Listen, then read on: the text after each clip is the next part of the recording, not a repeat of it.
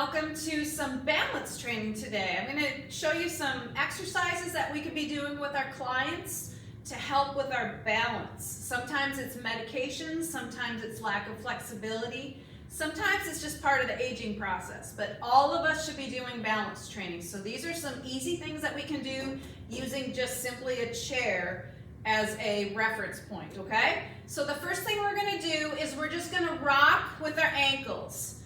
Back and forth, up onto our toes, back on our heels, up and down. Believe it or not, your balance comes from your ankle flexibility. So this is just kind of warming up our ankles. So if you have stiffness in your ankles, it's going to make it harder for you to have balance. So we need to work on that. Now, another thing to think about with balance training is we are going to practice being out of balance because that's how our brain communicates from here to all those little muscles in our body that it's got to do some work and balance to stabilize, okay? So we're creating unstable environments so that we actually improve in our balance, okay? So the next thing we're going to do is called hip adduction. I always remember this, you're adding it to the body. So holding on to the chair, you could use a counter, you can use your desk, you can use a table if you have a railing, whatever's handy. What we're going to do is we're going to bring it across the body, out and across. You're lifting from the heel, so think about it like you're trying to kick a soccer ball, okay? So you should feel it on the inside of your leg, okay? Cross. Core is engaged, we're breathing, we're standing nice and tall, lift and lower. It's a very controlled movement. I don't want you swinging your leg, that's momentum and that's cheating. It's a very controlled and precise movement. We're going to do both sides, okay? Switch to the other side. I'm going to just switch my chair because that's what you'll do at home. You can just turn around, lift across, again, standing nice and tall. Across, lifting from the heel. Remember, it's like you're kicking that soccer ball. Cross, cross, couple more. Good job, and rest. You're going to notice as we're doing some of these exercises that the leg that's stationary is actually one that gets tired and feels fatigue faster than the one that's moving. That's because that swinging leg is creating that unstable environment, so the leg that's stationary is actually working harder. So it's backwards to what you think. You think that moving leg is the one that's working. It's actually the leg that's not that's doing the work, okay? So the next thing we're going to do is an abduction. So now we're going to go away from the body. Again, lift in a controlled manner. Straight up. I don't want to see this. It's not the whole body. The rest of my body, if I had a string, wouldn't be moving. I'm standing nice and tall, and the lift is coming from my tush, okay? That's called the glute med, and that's the one that does a lot of stabilizing work. There's a lot of big muscles that work when we walk, when we sit, but this little glute med muscle kind of gets ignored and underworked, so we have to specifically train it, and that is what helps our ankle stability, because that glute med is what controls the foot pronation. Didn't know that, did ya? All right? So lifting from the glute, not swinging. Great. Let's rest, and then we'll switch to the other side, okay? So lift, return. Again, lifting from the heel, the foot is flexed. And we're not rocking and leaning and swinging. We're using a very controlled, precise movement. Right here is the glute med. It's on the side of your tush, okay? You might be feeling a little burn there, but you're probably feeling the burn more in the leg that's on the floor. I know I am.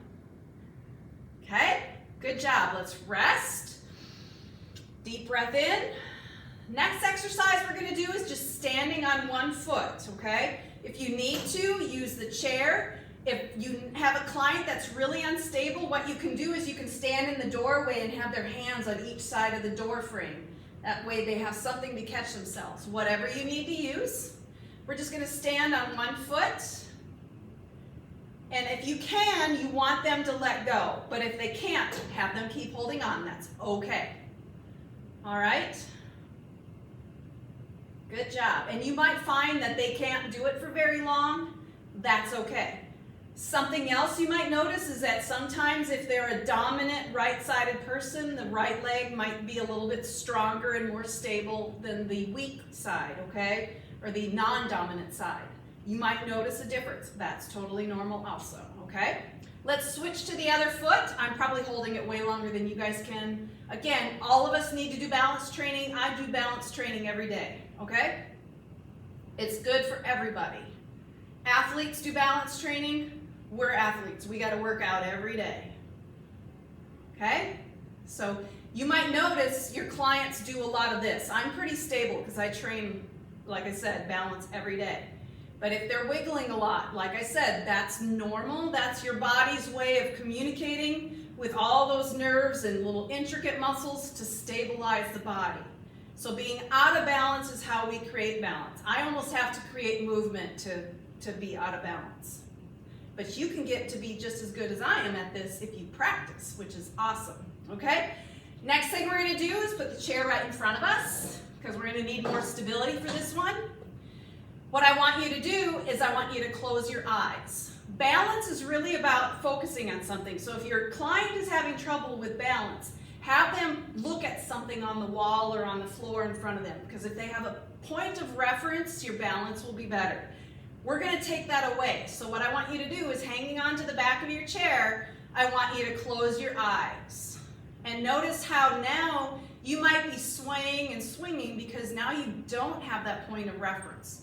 Again, it's all about keeping that communication open between all of the parts of your body and your brain telling it what to do. And go ahead and open your eyes. Hold it for as long as they can. The next thing I want you to do is, holding onto this chair, is I want you to look up and down 10 times. 3,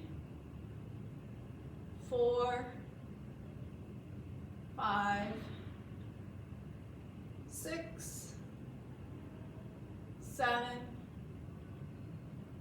8, 9, and 10. Good job, everybody. Kind of get your bearings. Again, creating movement is helping with that visual part, okay? Now we're going to look side to side. That was kind of like checking the curb or the sidewalk in front of you. Now we're going to look like we're looking for cars, side to side, 10 times. 1, 2, 3, 4, 5, 6, 7, 8, 9, and 10. Great work, everybody. Give yourself a hand. Thanks for joining me today. Happy balance training. See you again next time.